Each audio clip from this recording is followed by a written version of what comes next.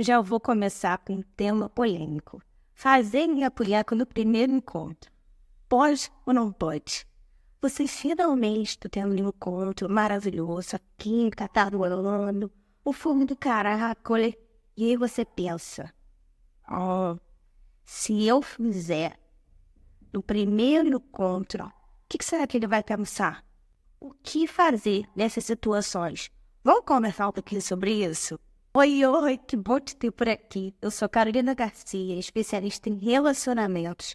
Estudo comportamento amoroso há mais de 10 anos. E eu quero te ajudar a identificar o cara certo para você. Eu sei, uma grande dúvida que a gente tem no início do relacionamento, as primeiras conversas, né? Será que esse cara tá me tratando bem assim porque a gente não teve nenhuma relação sexual ainda? Ou não? Será que ele só vai me tratar bem até ele conseguir o que quer? Ou será que ele vai ser sempre assim comigo? Inclusive, a Yasmin Brunet falou isso no BBB. Ela disse que nenhum cara vai te tratar tão bem quanto um cara que ainda não te levou pra cama. E já vou direto na lata aqui. Isso é verdade? Não. Por 3 fatores que eu vou te explicar. Vem comigo. Primeiro fator. Cada ser humano é único. Cada pessoa pensa de um jeito.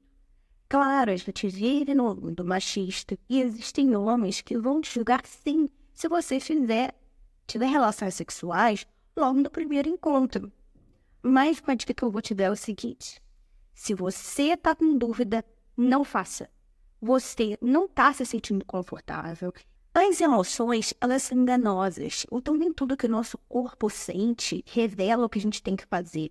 O coração acelerar, daquele fogo, do carácole, isso não significa que você tem que dar se a sua vida vai acabar. Não é assim. Se você está se questionando, é porque você não está pronto.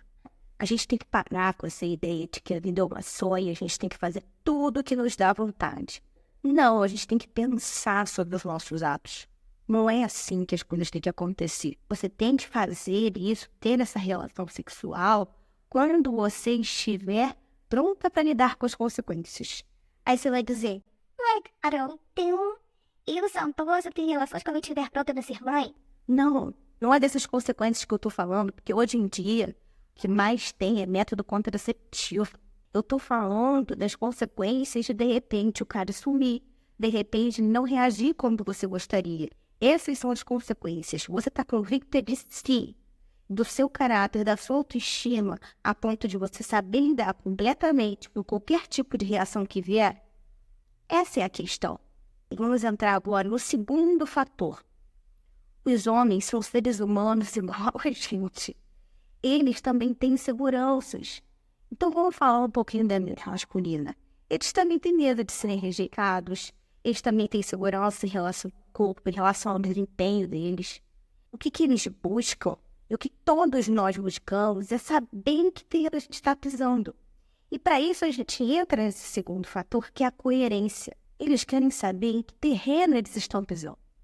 Tem uma história de uma mulher que ela ia constantemente no bar, sozinha, com um vestido vermelho, todo colado, decotão, maquiagem, cílio, batom vermelho. Todos os caras que chegavam para tentar falar com ela, conversar com ela falava, não, eu não vim aqui para conhecer ninguém. Eu não quero conhecer ninguém. Mas espera aí, isso é incoerente. Você tá no bar, toda arrumada, um decotão, um vestido colado, toda de vermelho, chamando muita atenção. Você não quer conversar com ninguém. Seria muito mais fácil para ela e muito mais coerente se ela tivesse mais discreta. Ela mesma não ia ser perturbada, já que ela não dizia não querer, então ela não seria perturbada e seria mais fácil para ela. Se ela realmente que ela não quer conhecer ninguém, é importante a gente ter essa coerência entre como a gente se veste, o que a gente aparenta no mundo externo e como a gente age. Para deixar bem claro, aqui a gente está falando sobre linguagem corporal. Não estamos falando sobre vestimenta, que há antecedentes para nada, não é isso. A gente está falando da coerência entre o que se diz para o mundo externo e o que você deseja que se entenda do seu comportamento. Beleza? Se você é uma mulher mais sensual, mais sexy, não tem problema nenhum você se vestir dessa maneira. mais você tem que estar atenta ao que você comunica. Pensa comigo. Você é uma mulher extremamente sexy, sensual, aquela mulher, pá, que gosta de já chegar chegando, chamando a atenção. Não vai ser estranho se você for pra cama com o cara e no momento seguinte você chorar, porque você não tinha convicção, você não tinha tomado aquela decisão de realmente fazer aquilo, você só fez pelo momento, pelas emoções. Não vai ser esquisito? Por quê? O que se espera dessa mulher sensual, dessa mulher que chama atenção? Que ela seja assertiva, que ela saiba o que ela quer, que ela seja uma mulher decidida. É isso que se espera, é esse o recado que essa mulher passa. Então, uma mulher poderosa, uma mulher que não se importa tanto com a opinião alheia, que chama atenção mesmo.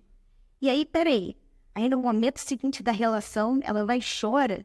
Isso é incoerente. Aí na cabeça do cara ele fica, peraí, mas se essa mulher não tomou a decisão de estar aqui de verdade, isso, gente, acontece de forma inconsciente, tá?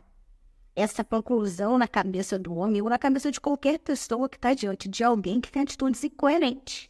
Ele vai pensar, peraí, se ela não tem certeza dos atos dela, será que ela está comigo porque ela realmente gosta de mim? Ou ela está sendo leviana e se deixa levar apenas pelas emoções?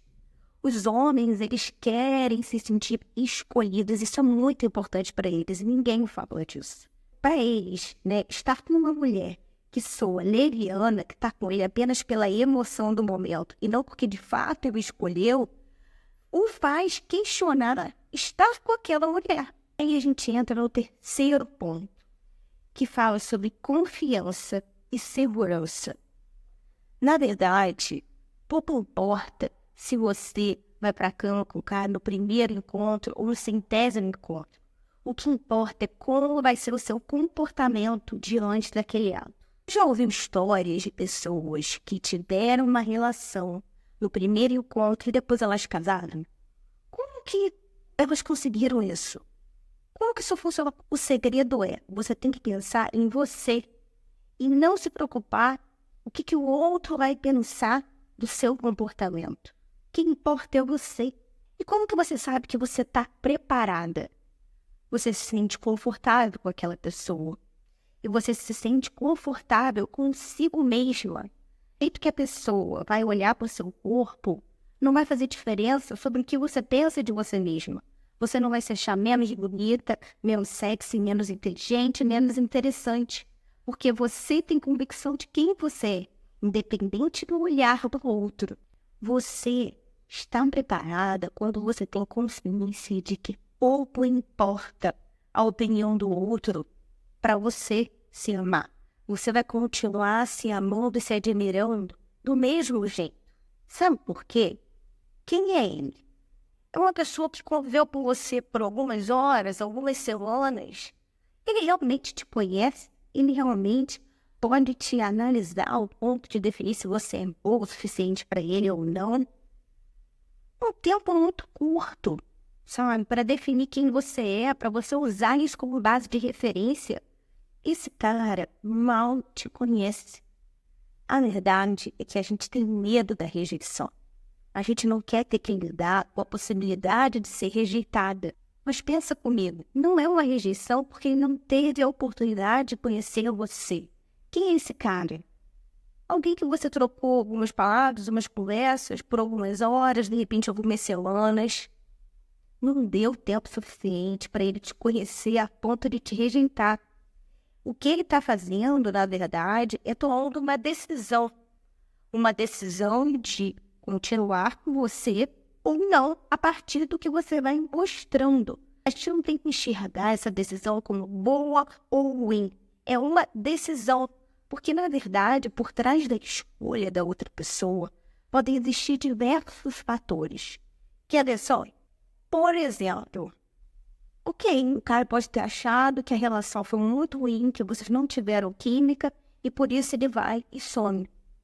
Mas ele pode também ter gostado muito e resolver não ficar tão em cima de você, porque não quer parecer que ele ficou apaixonado demais, que ele está desesperado.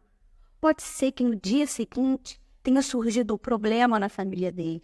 E aí ele teve que acabar se voltando para resolver aquilo. E simplesmente não tá com cabeça para continuar naquele flerte, naquele romance. Muitas coisas podem ter acontecido e isso não é sobre você. A decisão do outro é do outro. E você não pode enxergar ela como boa ou ruim para você, porque isso não pode afetar a sua autoestima. O que importa é você se amar e a sua convicção no seu coração de quem você é, aquela pessoa ainda não teve acesso a conhecer. Claro, ele pode também ser um cara infantil, que quer apenas uma quantidade de números grandes de mulheres com quem ele se relacionou. E aí até pior que isso, porque ele abre espaço para chegar ao cara legal.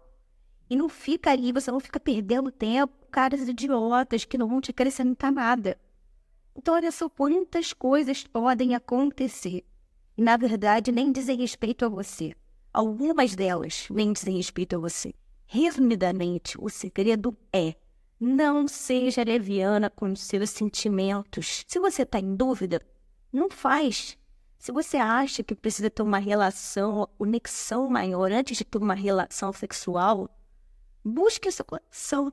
Se você só quer ter relação depois de namorar, ótimo. Só quer ter relação depois de casar, perfeito. Escuta os seus sentimentos, busca olhar para si e ver em que contexto você se sente confortável. O que importa é você e não a opinião do outro, porque a opinião do outro a gente não tem controle sobre ela. Até porque esse outro não te conhece a fundo para ter uma opinião tão definitiva sobre você. Ele pode achar que tem, mas ele não tem, porque ele não te conhece de verdade. E por fim, fogo no rabo é uma emoção que dá e passa, mas a decisão é definitiva.